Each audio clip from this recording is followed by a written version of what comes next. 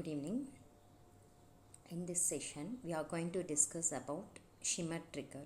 So now we are running with our third unit, waveform generator and voltage regulators.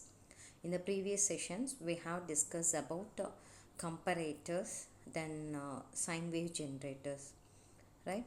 So now we are going to discuss about Schmitt Trigger. So Schmitt Trigger circuit is also called a regenerative comparator circuit. This Schmitt Trigger circuit is designed with a positive feedback and hence will have a negative action which will make the output switch levels. See, we have both the input terminals like inverting terminal and non-inverting terminal. We usually have a feedback connection in our inverting terminal, right? So in this Schmitt trigger, it is a regenerative comparator which where a positive feedback is connected in our non-inverting input terminal. So the positive voltage feedback instead of a negative feedback aids the voltage to the input voltage instead of opposing it. So this process we are used to name as regenerative circuit, which is used to remove the difficulties in a zero crossing detector. We know very well about zero crossing detector. What is zero crossing detector?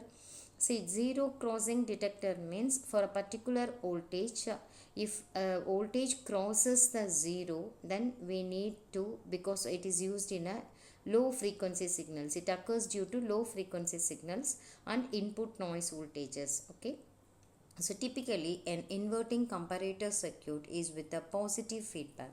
The purpose of Schmitt trigger here is to convert any regular or irregular shaped input waveforms into a square wave output voltage or pulse.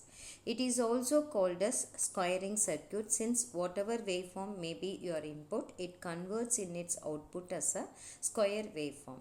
So in this circuit, you can see a divider, voltage divider with resistors like OR-D1, DV1 and OR-DV2, and in the positive feedback, there is a positive feedback in your non-inverting op-amp.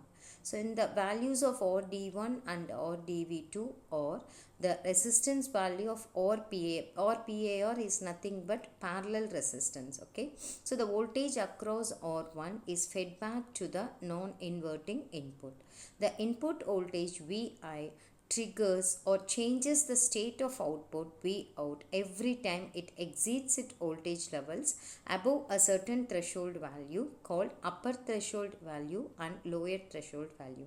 Here you can see two values mentioned like VUPT and VLPT, which is named as upper threshold voltage and lower threshold voltage. See, in normal op-amp there will be a common, that is a straight line where you have waveforms, that is your sine waveform below and above the straight lines. Okay, so in this Schmitt trigger, the inverting input voltage has a slight variation value which causes a negative value in the output.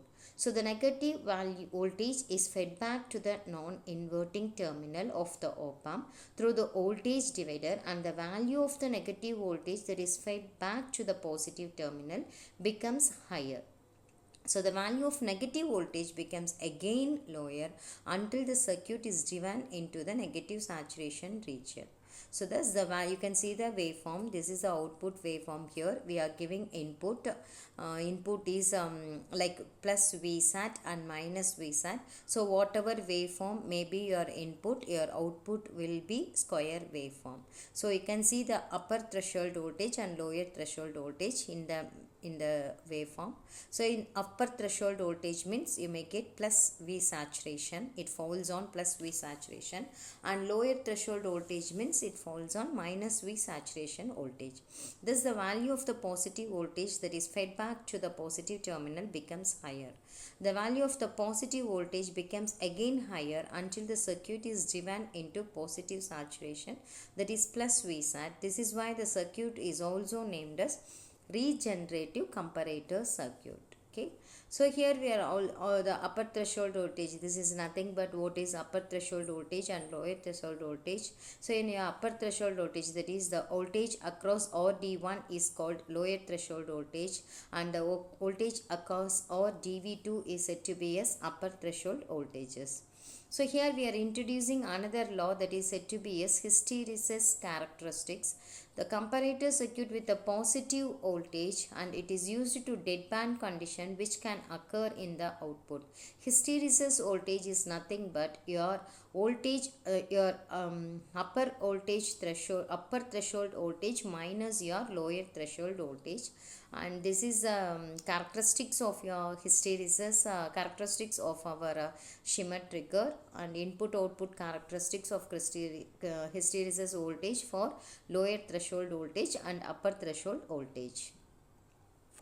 So these are all the applications, advantages and disadvantages of Schmitt trigger, like applications of waveform shaping, then input supply monitoring, monitoring displays temperature control, and advantages like which it has debouncing capabilities.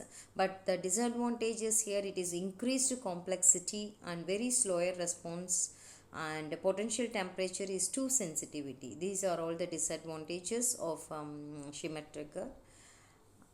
Thank you all.